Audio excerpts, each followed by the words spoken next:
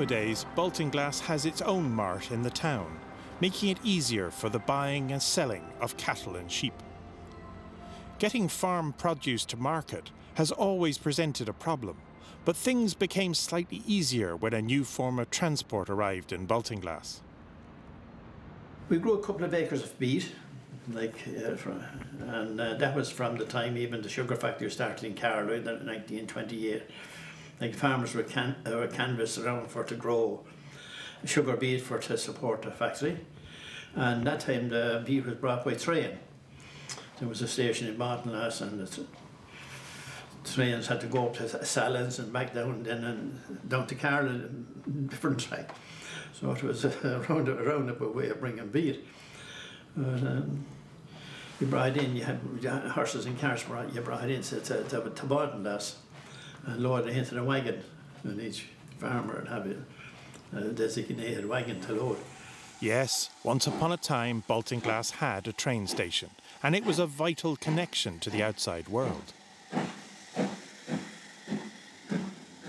A lot of people used to come in from, if you're on the railway way in from outside towns, to come in as to do shopping and that sort of thing, because they'd no other way of travelling unless they had a bicycle. We had some land beside the railway line, and we were working at the land where the train puffing by with steam, shoot and smoke, and the lads on the driving would give us a salute, and we'd salute back. The train service stopped in 1959, and the little station office is all that remains. They come along then in the 1950s, and they put on buses in opposition to the train. Why would we walk into Baltinglass and get the train if we could step up on the bus at our own gate? But of course then the train was doing nothing, and they took them off. Then of course the buses went expressway, so you still had to go into Baltinglass to get the bus. So that was a big loss to the place when the railways had closed down.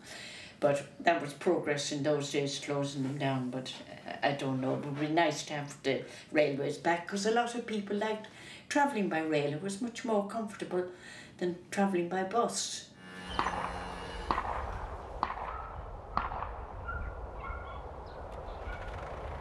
When PJ was a child, his father would till the land with 2 horses and a plough. Then later, when they could afford a tractor, he had a fondness for one model that had no protection from the weather for a very personal reason.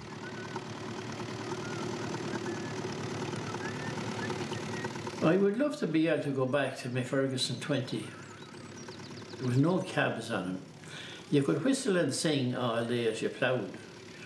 And there was a neighbour across the valley from me where we were ploughing, and he was a good singer as well, and if I had to stop or I could hear him singing as he ploughed.